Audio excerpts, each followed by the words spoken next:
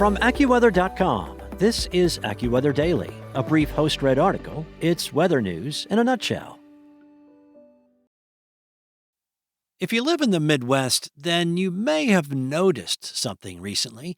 Stunning scenes have emerged with rainbows, double rainbows, and even bolts of lightning framed by rainbows arching across the sky seemingly every evening.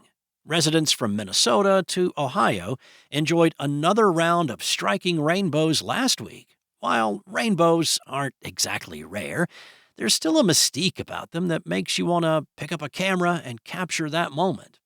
But why has the Midwest seen such a flurry of rainbows recently? Well, first, maybe a quick lesson in how rainbows form. A rainbow is a multicolored arc that is made when light strikes water droplets. All right, so commonly, rainbows are produced when sunlight strikes raindrops at just the right angle. If you've ever wondered why there's such a kaleidoscope of colors in rainbows, well, that has to do with wavelength, the distance over which the wave's shape repeats. The colors of a rainbow come in order of their wavelength, from the longest, which is red, all the way to the shortest, which is violet. Now, remember that nifty mnemonic from childhood? Roy G. Biv, red, orange, yellow, green, blue, indigo, and violet.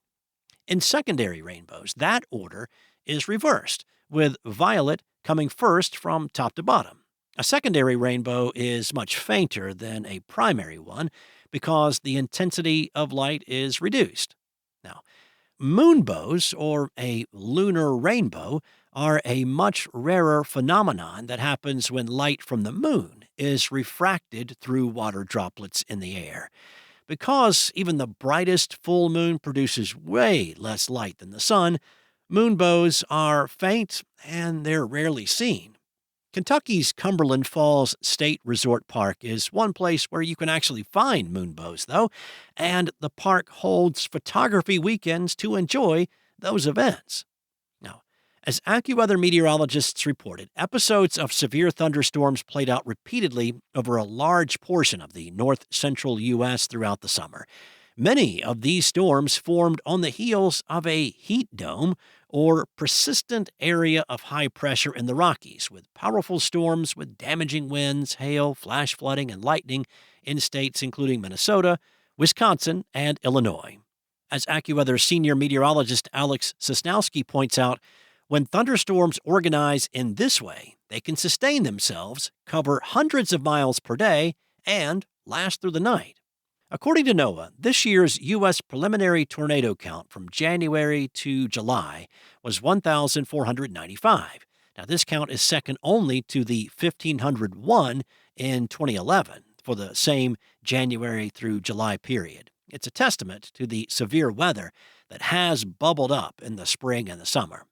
In the Midwest, many of these severe storms struck in the evening, just as the sun was setting to the west. And this led to the perfect combination of forces for rainbows and even lightning strikes framed by rainbows to occur. While there was a cool down in the Midwest and Northeast, with temperatures only in the low to mid-70s in places like Chicago over the weekend, beware of this false fall. Indianapolis will be back in the 80s by Wednesday. That's all for now. There are more articles and regional forecasts at AccuWeather.com, and for your local forecast at your fingertips, download the AccuWeather app. Enjoy the rest of your day, and I'll be back tomorrow with more from AccuWeather.